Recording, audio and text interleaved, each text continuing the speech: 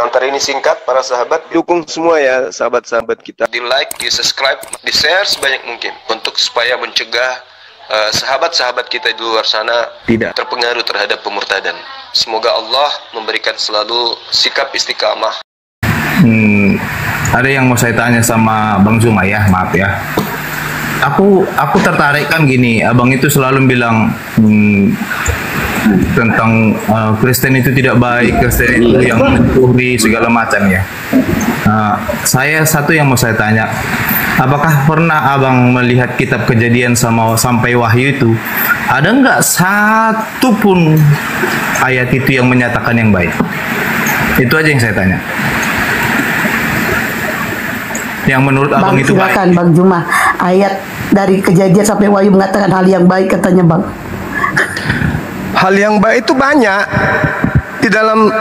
Di dalam kitab Anda itu hal baik itu banyak. Contoh misalnya, hidup kekal itu adalah mereka mengenal Eloa Abraham, Eloa Ishak dan Yakub, dan mengenal Yesus yang adalah utusan. Itu baik. Nggak ada yang baik. Yang tidak baik itu di Matius 7 nomor 22, nomor 23. Orang-orang yang memanggil Yesus Tuhan, bernubuat pakai nama Yesus, mengusir setan pakai nama Yesus, dilemparkan ke neraka. Itu yang tidak baik. Kenapa tidak baik? Karena orang-orang Kristen sudah membacanya tapi tidak mempan. Percuma matanya tertuju kepada kitab itu. Percuma kemudian mereka membaca dalil itu. Kenapa? Tidak berfaedah untuk mereka. Tetap saja menyembah Yesus, EGP. Itu yang tidak baik itu. Karena memberikan sinyal dan memberikan kemudian indikasi kuat bahwa Yesus mewariskan neraka untuk yang menyembah dirinya. Matius 7 nomor 22, nomor 23. Itu yang tidak baik. Yang baik tadi ayat berapa Bang? Saya mau cek dulu. Siapa tahu. Yohanes 17 nomor 3. Oh, Yohanes 17 nomor 3. Terima kasih Bang. Yeremia 10 nomor 6. Tuhan yang maha tinggi tidak serupa dengan apapun. Nah itu yang bagus. Kalau Tuhan serupa manusia, serupa binatang, serupa domba, apa-apaan, kita diperbodoh. Itu namanya Tuhan kok pencipta alam semesta serupa domba. Gimana ceritanya? Otak mana yang bisa pakai itu?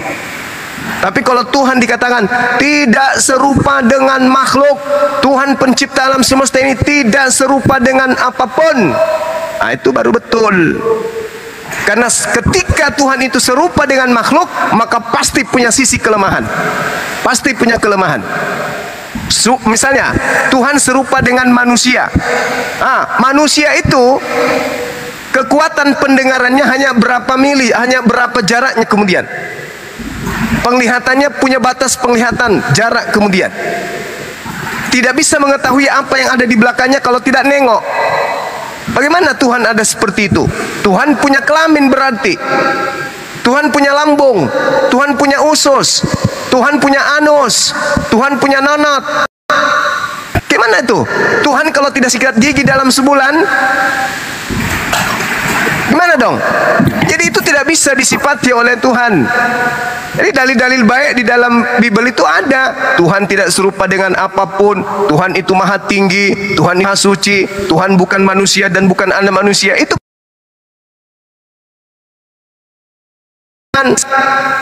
Yesus Kristus tergantung di atas tiang salib untuk menebus dosa-dosa kita. Itu yang tidak bagus. Dosa kita yang melakukan, orang lain yang ditanggung, orang lain yang menanggung, digantung pula secara terkutuk. Itu yang tidak bagus. Dosa kita harus kita tanggung masing-masing, jangan kita berikan ke orang lain. Gitu Bang. Silakan.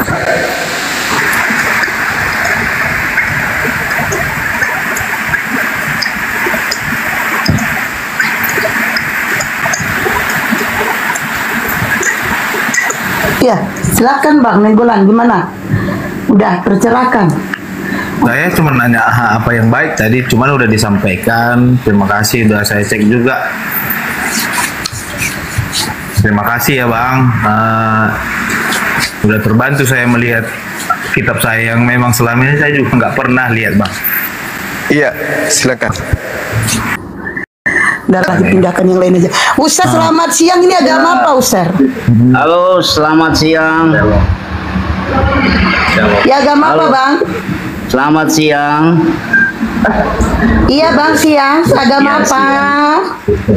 Agama Buddha. Oh, Buddha. Kristen masuk Ya. masuk. Ya, Kristen juga. Islam. Oh, Kristen. Yaudah, silakan. Abang mau menanggapi pernyataan Bang Juma atau Abang mau bertanya di luar? Silakan. Ya, saya cuma bertanya tadi masalah berdebat tadi itu masalah seperti yang tadi semua mengatakan bahwa di ayat Alkitab Matius 7 ayat 22 sampai 23 itu kan orang yang dibicarakan tentang di neraka. Coba baca baik-baik itu di Matius 7 ayat 22 sampai 23. Mungkin Bang Sukma itu tidak terlalu paham dengan masalah begitu, tidak mengerti. Coba bagaimana dijelaskan? Bang Juma tidak terlalu. Silakan, Bang. Ngomong apa barusan? Sorry, saya baca chat tadi dari Pak Jokowi. Kenapa, Bang? Bang Yusuf. Pak Jokowi atau Bagaimana Pak semua? Iya, apa, Bang? kalau mau tafsirkan Alkitab itu ya pakai yang Kalau mau tafsirkan itu ayat itu yang pakai akal, Bos. Oh, Wih, gitu. Jangan gitu. Coba bantu saya, Bang. Bantu saya. Ya, ketika dikatakan di dalam Roma 3 ya. bukan ke Roma, Pak. Bukan Roma, Bos. Matius 7 ayat 22. Oh, Udah, Matius kawannya 7. aja suruh ngomong, Bang. Kawannya aja, nggak usah meli. Kawannya kasih Oh, Matius HP-nya ke 7. kawannya. Enggak usah, Oke, cuma saya Matius jawab. 7. Oke. Matius 7 ya.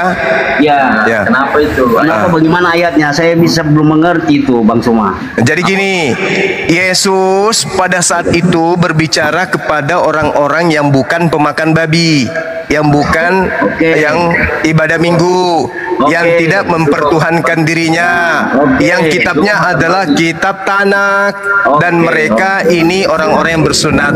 Artinya, diam dulu. Anda kan minta saya menjelaskan. Artinya Yesus pada saat mengucapkan kitab Matius 7 ini, Yesus sedang berbicara. Anda mau belajar atau bagaimana ini? Ya, dia terus lanjut. Yesus pada saat itu sedang berbicara dengan murid-muridnya orang Yahudi, bukan orang Kristen. Oh, Kata Yesus kepada orang Yahudi, waspadalah kepada nabi-nabi palsu yang datang kepadamu, yang datang kepada murid Yesus, nyamar seperti domba, tetapi sebenarnya mereka adalah serigala yang buas. Ini ucapan Yesus kepada muridnya yang seangkatan, yang sesaman, yang ada di depannya. Kata Yesus, waspadalah kepada nabi palsu yang datang kepadamu nyamar domba padahal mereka serigala. Dari buahnya kamu akan mengenal mereka. Berbulu domba itu Bang Zuma itu yang dimaksudkan. Jadi kita orang sebagai orang Kristen ini, Bang, itu berhati-hati dengan Bang Zuma. Itu yang diibaratkan domba itu Bang Zuma. Pantas aja Anda sesat. Oh, tidak, Yesus Bos. itu Tidak. berbicara kepada orang Yahudi, bukan berbicara kepada Salah, Kristen. Itu ajaranmu, Bang Suma, ajaranmu. Ajaran kita kan tidak seperti begitu. Jangan cuma kita semua yang dibicarakan, Bang Suma. Nah, sekarang umat Islam mana yang memanggil Yesus Tuhan? Sekarang saya cuma perbedaan, Bang Suma, saya cuma lihat begini saja. Saya tanya dulu. Tuhan, ini kan tertulis di sini Iya, banyak. Bang. bahwa yang Banyak. diusir ke neraka adalah yang memanggil Yesus Tuhan. Tidak ada. Di mana orang-orang Islam memanggil Yesus Tuhan itu di mana? Ini orang Kristen atau orang Islam yang memanggil Yesus Tuhan? Ya namanya orang Kristen lah, nggak mungkin Ya, orang. berarti Islam yang diusir di sini siapa? Berarti yang diusir di sini siapa? Ya orang-orang yang bukan orang Kristen. Kenapa harus orang Kristen ditujukan? Yang memanggil Yesus Tuhan orang Kristen atau orang Islam? Ya. Kristen lah. Nah, yang diusir Yesus di sini yang memanggil Yesus Tuhan. Berarti yang diusir adalah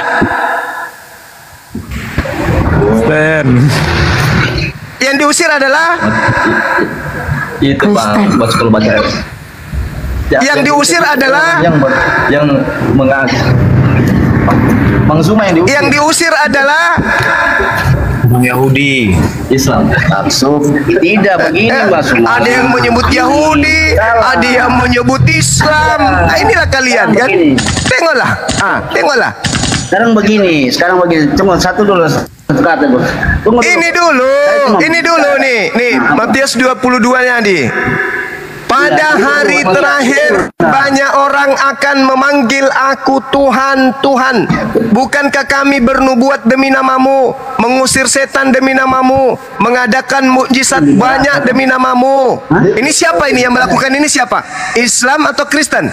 Iya, makanya kalau Anda tidak tahu, kalau Anda tidak tahu Ini saya sedang bertanya ke Anda yang memanggil Yesus Tuhan, bermujizat pakai nama Yesus, mengusir setan pakai nama Yesus, itu agamanya apa? Agama Kristen, karena dia ada Kristen. Agama Kristen. Anda sudah jawab. Pada waktu itulah aku akan berterus terang kepada mereka, aku tidak mengenal kamu. Kalian semua adalah pembuat kejahatan, enyahlah daripadaku. Kamu semua adalah pembuat kejahatan. Siapa yang diusir? itu orang yang memberontak sama Tuhan Yesus. Orang yang memberontak sama Tuhan Yesus. Orang yang memberontak. Bagaimana mungkin orang memberontak loh? Orang mengusir setan pakai namanya kok memberontak? Karena dia orang bermujizat pakai nama Yesus, bernubuat pakai nama Yesus, bermujizat pakai nama Yesus, kok memberontak kok Yesus? Gimana sih orang ini? Jadi yang diusir oleh Yesus adalah orang Kristen. Tuh. Itu mulutmu itu yang kenapa jadi mulutku? Ini Yesus yang mengusir, bukan saya. Terlalu banyak. Waspadalah kepada nabi-nabi palsu. Dari buahnya kau bisa mengenal mereka. Buah-buah dari nabi palsu itu adalah memanggil aku Tuhan, bermujizat pakai namaku, bernubuat pakai namaku, mengusir bom-bom pakai namaku. Itu buah-buah dari nabi palsu, dan itu hanya ada di Kristen. Berarti Kristen yang akan diusir oleh Yesus. Kalau tidak tahu Bang Sukma, kan kau sekolah pintar kau, kok harus pakai logika kau? Ya, jadi harus pakai apa rupanya? Pakai hikmat. Coba saya cuma bertanya sama pakai hikmat. Oke, pakai hikmat. Nah, sekarang dengarkan. Gunakan hikmatmu ya. Gunakan hikmatmu. Sekarang saya tanya. Yang bermujizat pakai nama Yesus, agamanya apa? Kristen dong. Ya mungkin Kristen. Yang mengusir setan pakai nama Yesus? Ya, agama Kristen. Agama Kristen. Orang-orang inilah yang diusir oleh Yesus. Berarti yang diusir oleh Yesus agamanya apa? Begini Bang Kristen. Orang Kristen.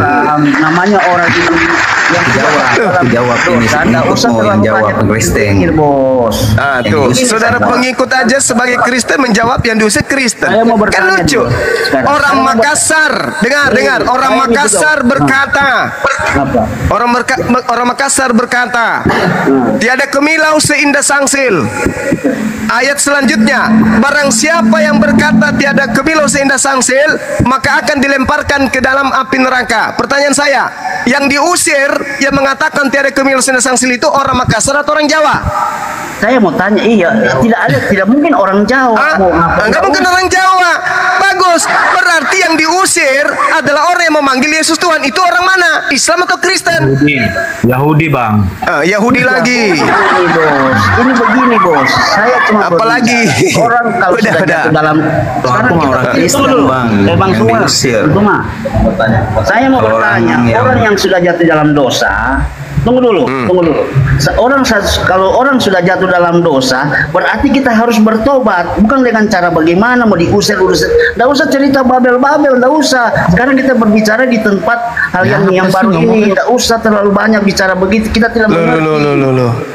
Ini kitab yang Anda pegang mengatakan pada hari terakhir nanti banyak orang memanggil aku Tuhan dan akan kuusir dengan tendangan penalti. Ini Matius 7. Mau jadinya kemana-mana. Coba lihat, itu saya mau bertanya bos. Ini saja mulutmu sudah kotor bicara tentang orang punya keyakinan. Saya mau bertanya bos. Begini. Kan Anda bertanya kepada saya tentang Matius 7 tadi, Cak Ayu. Secara yang baik dong, bukan mau ditendang-tendang bagaimana dong. Masih bagus ini. Yesus mengatakan apa? Enyahlah daripadaku, kamu sekalian pembuat kejahatan, dan orang yang membuat kejahatan akan dilemparkan ke dalam api neraka yang menyala-nyala. Matius 13 nomor 50. Masih bagus. Iya, sekarang begini saya mau tanya sama bos. Saya gitu dong, aku dong. Halo, yang saya mau bertanya ulang yang satu kali saya mau tanya. Begini, apa perbedaannya yang punya iman dengan tidak punya iman? Yang orang punya iman yang bagaimana dan orang yang tidak punya iman yang bagaimana? Itu saya mau tanya. Bagi orang Kristen. Coba. Oke. Iman itu adalah kepercayaan orang per orang. Iya. Betul. Ya. Iman yang benar harus selaras dengan akal. Iman yang tidak benar itu tidak selaras dengan akal. Pertanyaannya, lebih bagus mana orang beriman tanpa akal, orang yang tidak beriman tapi menggunakan akal? Lebih bagus orang tidak beriman pakai akal daripada beriman tapi tidak pakai akal. Oke, saya tahu itu, saya tahu. Sekarang yang punya iman kok bicara yang tidak punya akal siapa? Yang tidak punya akal itu, tidak punya akal itu, yang menyembah manusia, anaknya Tante Maria, itu orang yang tidak berakal. Oh, salah bos, bukan bos. Kok salah? Kok salah? Saya jawab. Masuk akal tidak? Dengar. Masuk akal tidak? Masuk akal tidak? Tuhanmu itu dilahirkan manusia. Masuk akal? Saya jawab. Silakan. Perbedaan antara orang yang punya iman dengan tidak punya iman beda ya. Orang yang punya iman berarti orang yang sabar, yang soleha, yang apa. Tapi yang itu bedanya. Orang yang soleh, yang tahan. Tapi kalau orang yang tidak punya iman berarti orang yang binatang seperti kau. Rontak-rontak semua. Itu maksudnya. Tengoklah. Tengoklah kan. Bagaimana Anda ingin membersihkan orang lain dengan menggunakan air comberan sementara Anda sendiri cuci muka pakai air kemenyan? Susah itu. Itu saja perbedaan antara yang punya iman dan yang tidak punya iman. Orang yang punya iman berarti dia itu sabar, soleha, rajin bertobat, sabar. Itu kalau tidak punya iman, itu yang punya iman. Tapi orang yang tidak punya iman berarti dengarkan. Di Kristen itu tidak ada kata iman. Di Kristen itu tak ada kata iman. Kristen itu tidak punya kata iman.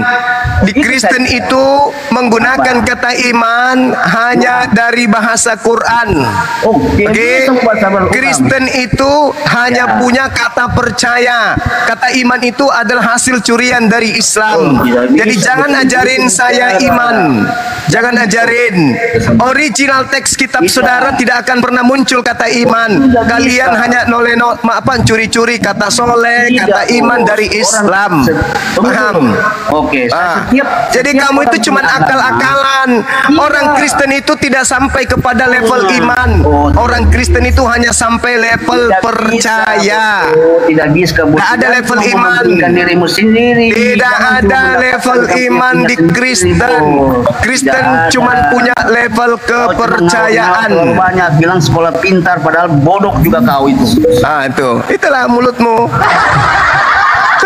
Kalau sudah keok, malu, ngamuk, emosi. Padahal diajarin kebenaran. Di Kristen itu tidak ada level iman. Kristen itu levelnya mentoknya tertinggi adalah kepercayaan saja. Atas dasar apa orang Kristen percaya Yesus itu Tuhan? Atas dasar apa? Tuhan Yesus memberkati Bang Zuma. Coba. Atas dasar apa? Sementara Yesus menerangkan dalam Matius 7 mengusir orang-orang yang menuhankan dirinya. Dalilnya ada pun ditanya, yang memanggil Yesus Tuhan Islam atau Kristen? Kristen. Yang bermujizat pakai nama Yesus Islam atau Kristen? Kristen. Yang mengusir setan pakai nama Yesus siapa? Kristen. Yang memanggil Yesus Tuhan siapa? Kristen. Yang diusir oleh Yesus siapa? Islam. Lucu ente. Bang Zuma. Kalau baca ayat itu jangan cuma satu ayat, dua ayat. Baca judulnya Bang Zuma, itu ditunjukkan kepada siapa. Itu ditunjukkan kepada nabi-nabi yang nabi-nabi palsu. Iya, dari nabi palsu itu muncul pengikutnya. Dari pengikutnya kelihatan nabi itu palsu atau bukan. Dari buah. Dari buah. Pintar ketahuan lihat Bang Zuma ini. Bang, dari coba, buah Bang, coba, pengajaran Bang, nabi palsu. Bang, begini saja Bang, masuk di roomnya Irka dan Jose Bang, kalau berani. Suruh dia ke sini, suruh mereka ke sini. Ih, kenapa? Suruh mereka ke sini. Kalau jago memang sebentar malam Bang ke Irka dan Jose. Suruh dia ke sini. Bang Saya sudah berapa kali masuk di Komaldia, di kick, diturunkan, di mute. Suruh dia ke sini. kemarin Oh, dia berani. Saya juga undang dia kok. Apa bedanya?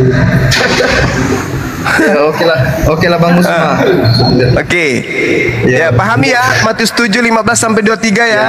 Bahwa yang diusir ke neraka oleh Yesus itu adalah isi. Baca satu kitab, mau baca 2 kitab, 5 kitab, 10 kitab, tetap aja yang diusir adalah Kristen. Gak ada cerita. Iya.